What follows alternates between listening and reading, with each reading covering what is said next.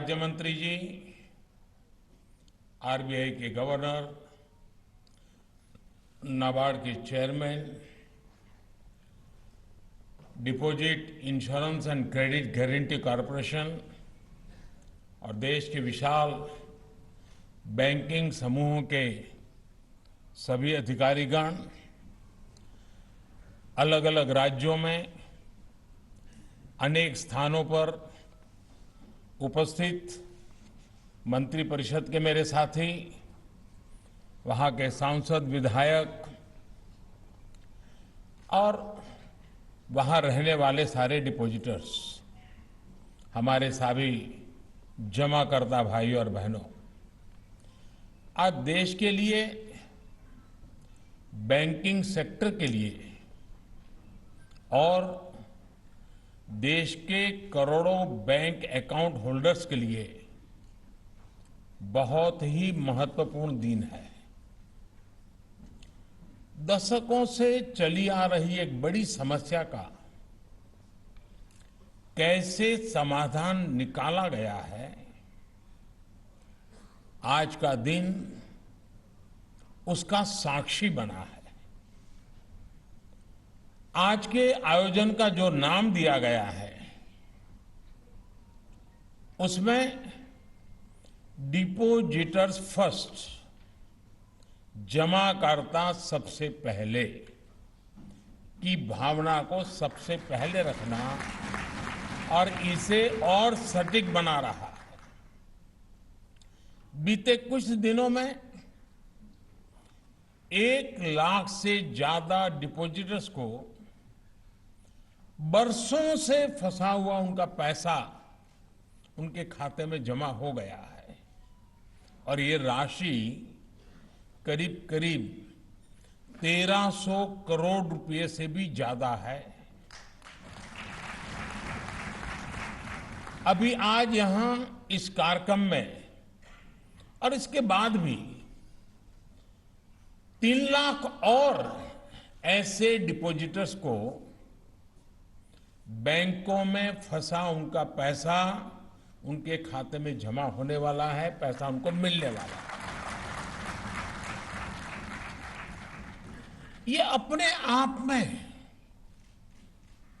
छोटी बात नहीं है और मैं खास करके हमारे देश को, हमारे जो मीडिया के साथी हैं, आज मैं उनसे एक रिक्वेस्ट करना चाहता हूं।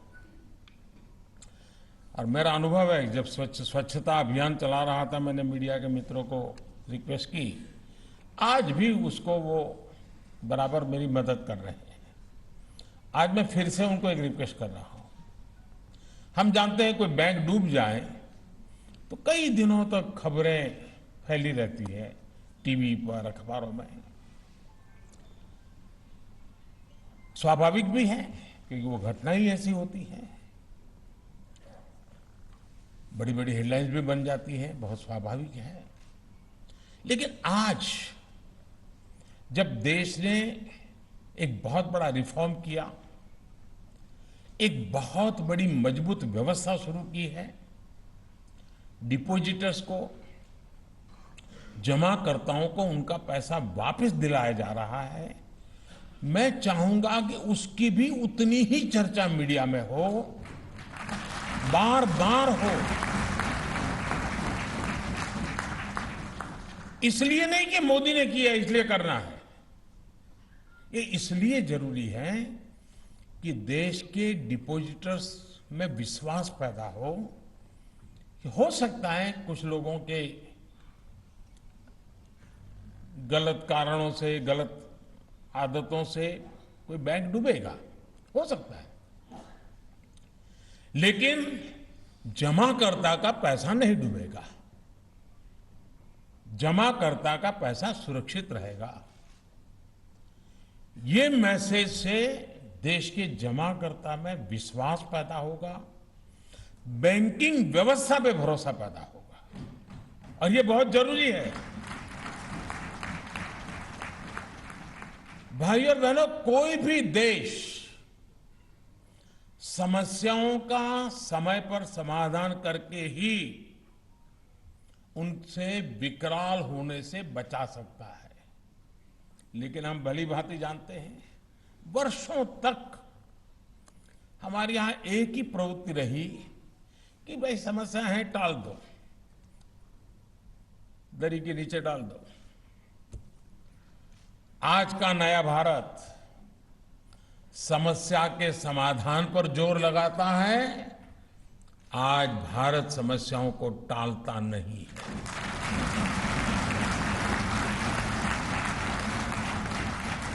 आप जरा याद करिए, एक समय था जब कोई बैंक संकट में आ जाता था तो डिपॉजिटर्स को, जमाकर्ताओं को अपना ही पैसा, ये पैसा उनका खुद का है, जमाकर्ता का पैसा है, उनका खुद का पैसा पाने में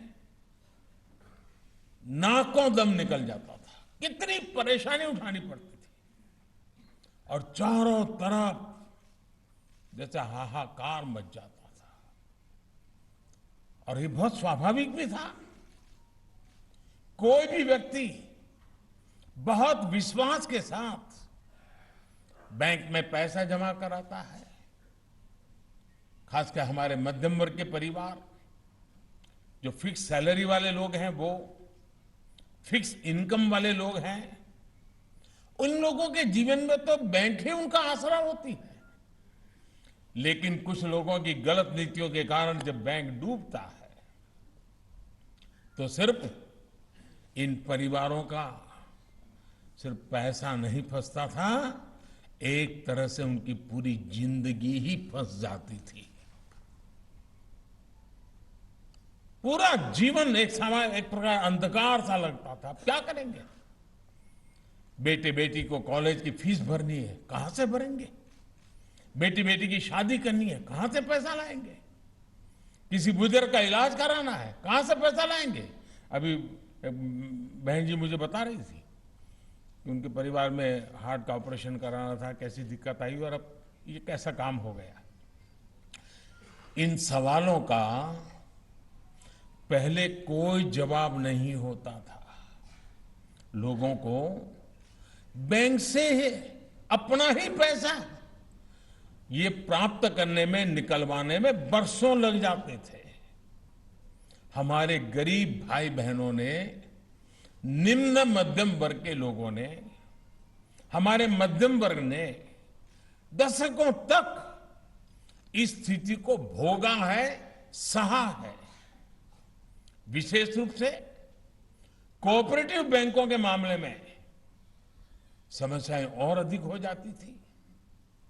आज जो लोग अलग अलग शहरों से इस कार्यक्रम में जुड़े हैं, वो इस दर्द, इस तकलीफ को बहुत अच्छी तरह समझते हैं। इस स्थिति को बदलने के लिए ही हमारी सरकार ने बहुत संवेदनशीलता के साथ फैसले लिए, रिफॉर्म किया, कानून में बदलाव किया। आज का ये आयोजन उन फैसलों का ही परिणाम है। और मुझे बराबर याद है, मैं मुख्यमंत्री रहा हूं और कोई बैंक में तूफान खड़ा हो जाता था तो लोग हमारा ही गला पकड़ते थे। या तो निर्णय भारत सरकार को करना होता था या उस बैंक वालों को करना था, लेकिन पकड़ते थे मुख्यमंत्री को। हमारे पैसों का कुछ करो हमारा। मुझे काफी परेशानियां उस समय रहती थी और उनका दर्द भी बहुत स्वाभाविक था। और उस समय मैं भारत सरकार को बार बार रिक्वेस्ट करता था कि 1 लाख रुपया की राशि हमें 5 लाख बढ़ानी चाहिए, ताकि अधिकतम परिवारों को हम सेटिस्फाई कर सकते हैं। लेकिन खैर मेरी बात नहीं मानी गई। उन्होंने नहीं किया तो लोगों ने ही किया, मुझे भेज दिया यहां।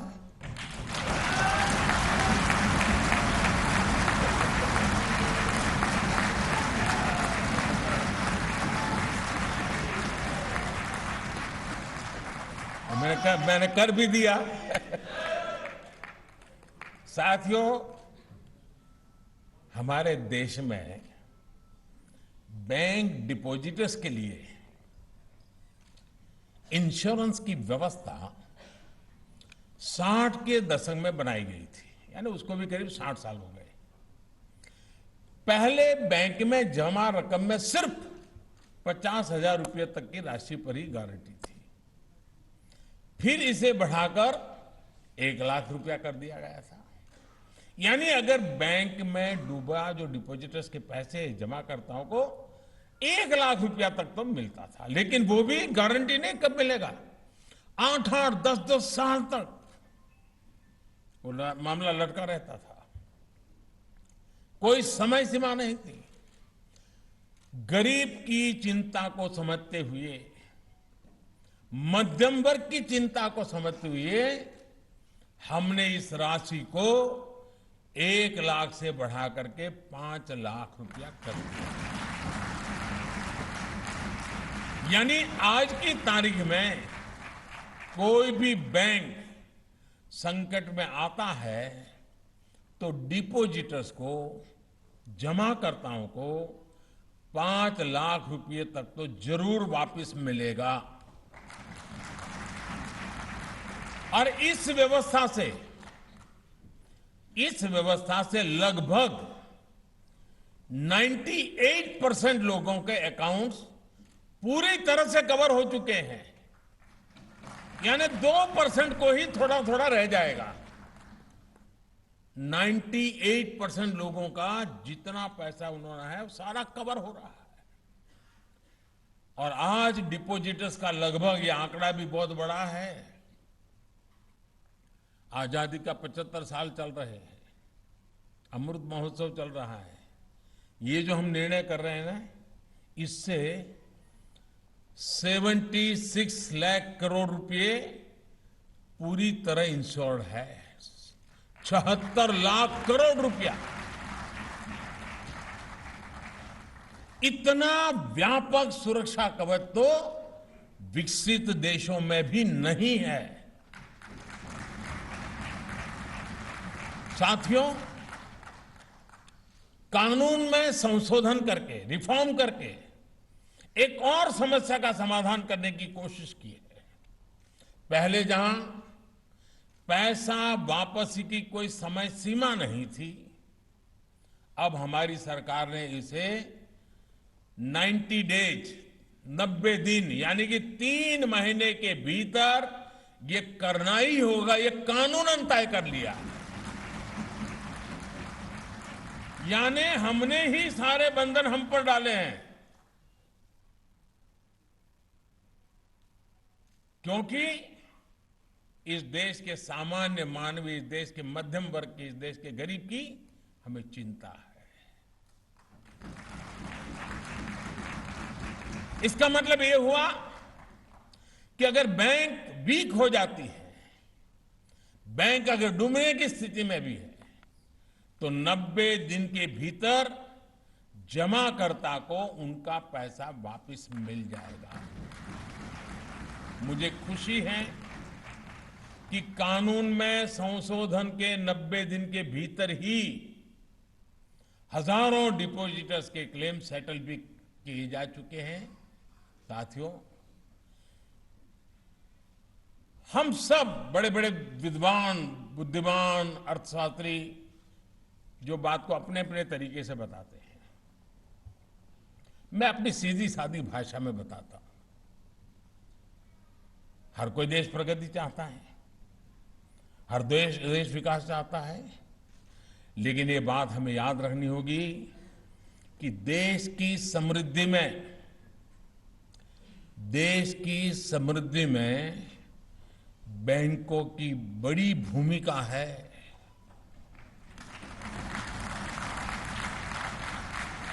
और बैंकों की समृद्धि के लिए डिपॉजिटर्स का पैसा सुरक्षित होना वो भी उतना ही जरूरी है। हमें बैंक बचाने हैं तो डिपॉजिटर्स को सुरक्षा देनी ही होगी, और हमने ये काम करके बैंकों को भी बचाया है, डिपॉजिटर को भी बचाया है। हमारे बैंक जमाकर्ताओं के साथ साथ हमारी अर्थव्यवस्था के लिए भी भरोसे के प्रतीक है। इसी भरोसे, इसी विश्वास को सशक्त करने के लिए बीते सालों से हम निरंतर प्रयास कर रहे हैं। बीते वर्षों में अनेक छोटे सरकारी बैंकों को बड़े बैंकों के साथ मर्ज करके उनकी कैपेसिटी, कैपेबिलिटी और ट्रांसपेरेंसी हर प्रकार से सशक्त की गई है। जब आरबीआई कोऑपरेटिव बैंकों की निगरानी करेगा तो उससे भी इनके प्रति सामान्य जमाकर्ता का भरोसा और बढ़ेगा।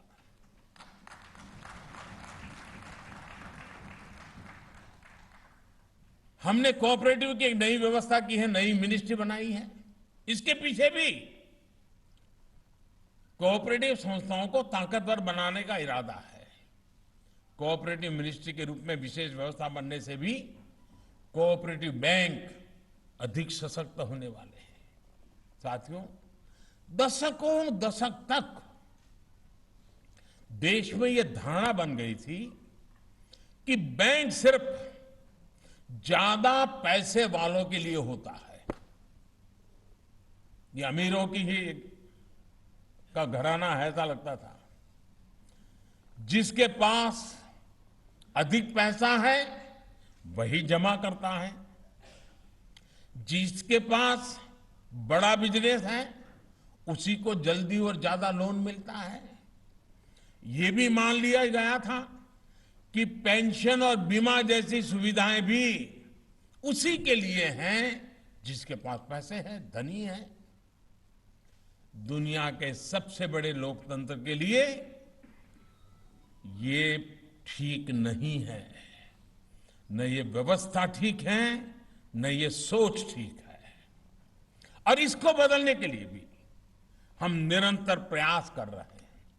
आज किसान, छोटे दुकानदार, खेत मजदूर, कंस्ट्रक्शन और घरों में काम करने वाले श्रमिक साथियों को भी पेंशन की सुविधा से जोड़ा जा रहा है।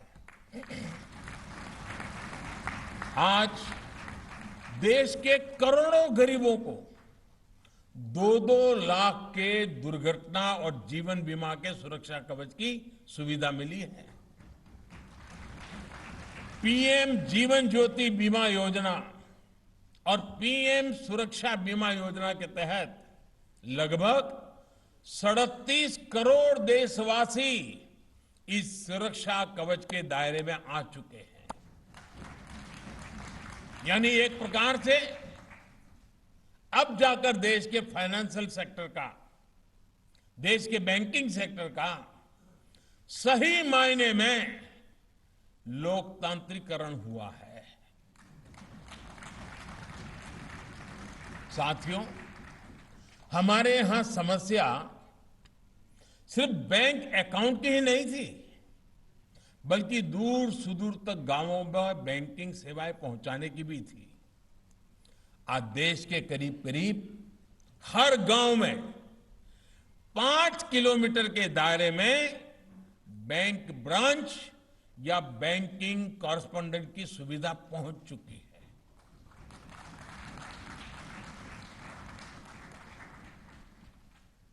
पूरे देश में आज लगभग 8.5 लाख बैंकिंग टच पॉइंट्स हैं। डिजिटल इंडिया के माध्यम से हमने देश में बैंकिंग और वित्तीय समावेश को नई बुलंदी दी है।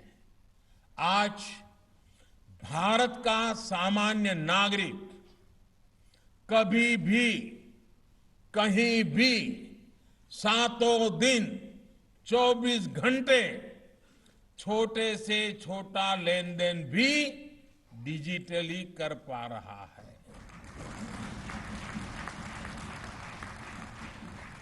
कुछ साल पहले तक इस बारे में सोचना तो दूर, भारत के सामर्थ्य पर अविश्वास करने वाले लोग इस बात का मजाक उड़ाया करते थे।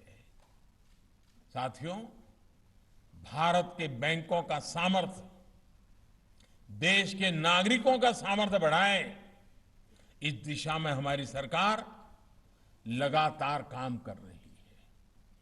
क्या कभी किसी ने सोचा था कि रेहड़ी, ठेले, फेरी पटरी वालों को भी, स्ट्रीट वेंडर्स को भी बैंक से ऋण मिल सकता है?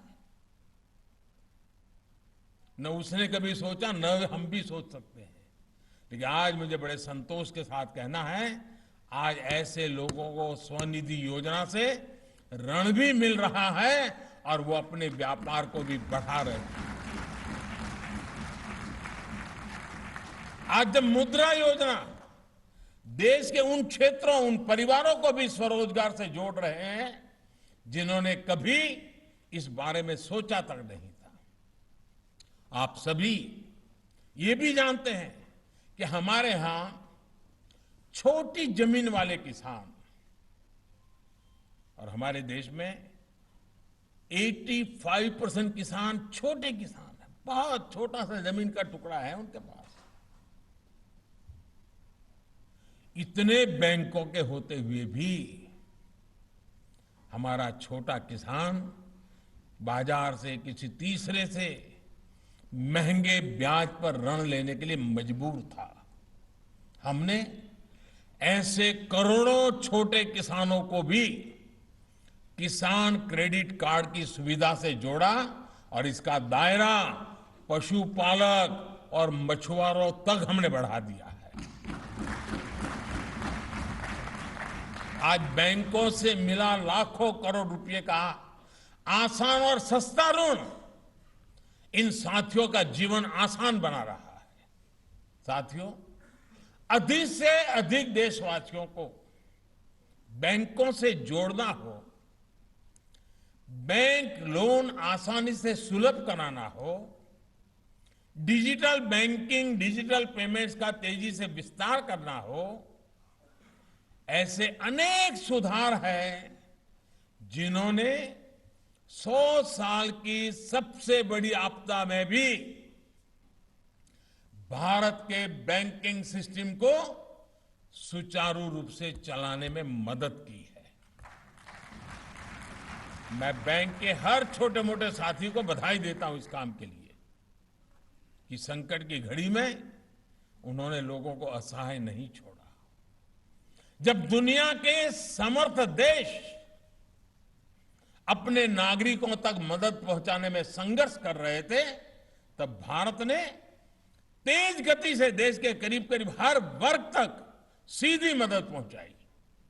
देश के बैंकिंग सेक्टर में जो सामर्थ्य बीते सालों में हमने विकसित किया है, उसी आत्मविश्वास के कारण देशवासियों का जीवन बचाने के लिए सरकार बड़े फैसले ले पाई। आज हमारी अर्थव्यवस्था तेजी से सुधरी तो है ही, लेकिन भविष्य के लिए बहुत सकारात्मक संकेत हम सब देख रहे हैं।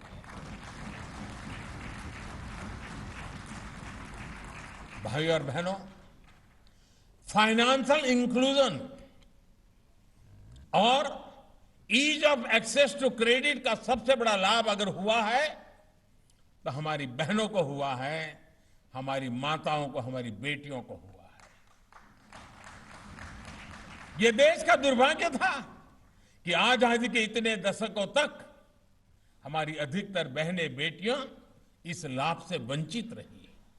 स्थिति ये थी कि माताएं, बहनें अपनी छोटी बचत को रसोई में राशन के डिब्बे में रखती थी। उसके लिए पैसा रखने की जगह वही थी, अनाज के अंदर रखे रखना। और कुछ लोग तो इसे भी सेलिब्रेट करते थे।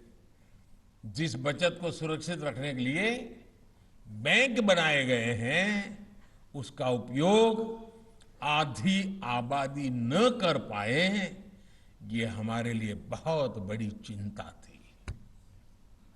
जनधन योजना के पीछे इसी चिंता के समाधान का भी अहम रोल रहा है। आज इसकी सफलता सबके सामने है। जनधन योजना के तहत खुले करोड़ों बैंक अकाउंट में से आधे से अधिक बैंक अकाउंट हमारी माताओं बहनों के हैं, महिलाओं के हैं।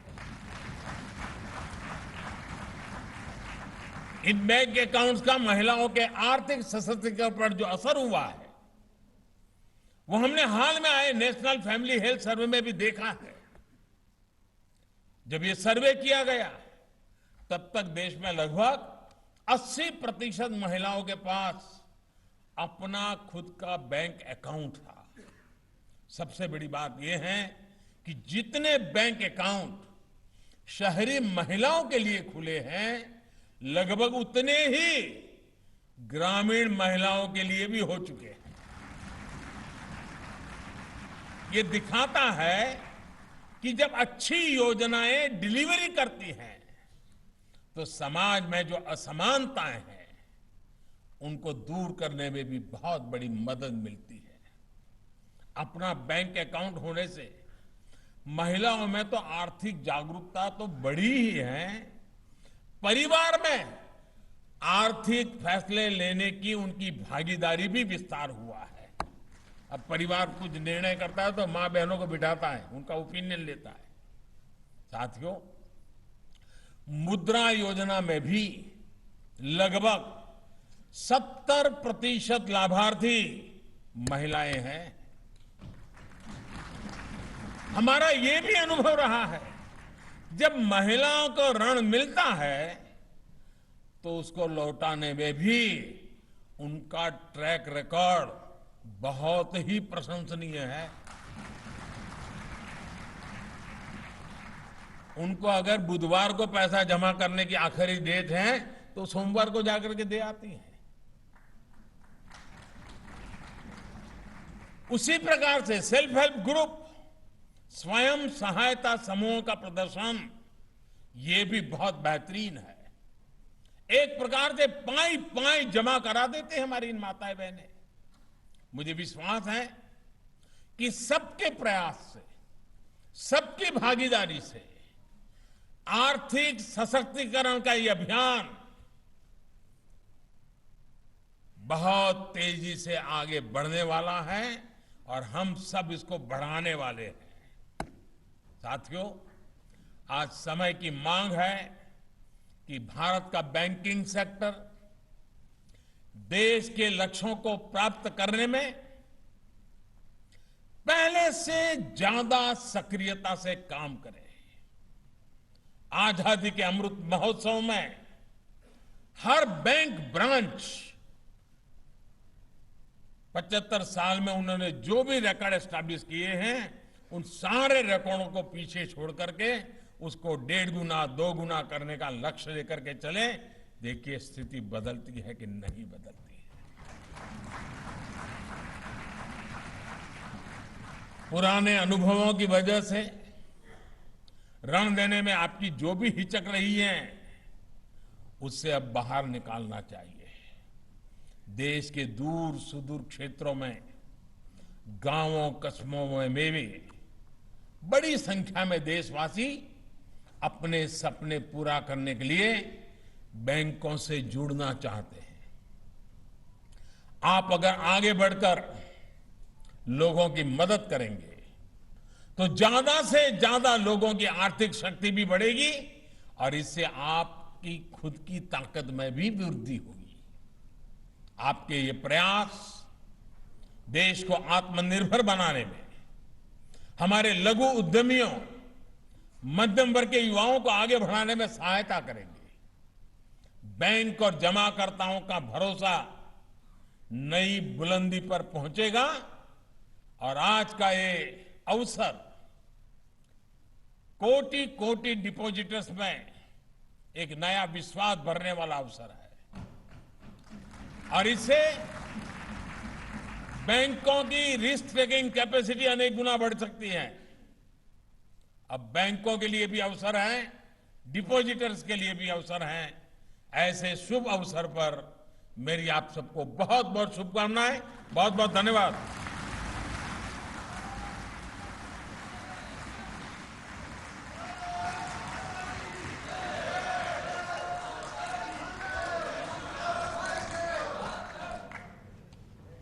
माननीय प्रधानमंत्री जी का बहुत बहुत आभार व्यक्त करना चाहूँगा और उनका जो आशीर्वचन मिला है, मैं समझता हूँ कि बैंकर्स यहाँ पर मौजूद हैं, उनको भी एक प्रेरणा मिलेगी और वो इस अभियान में आगे बढ़ेंगे। बहुत बहुत बहुत धन्यवाद सर। नमस्कार।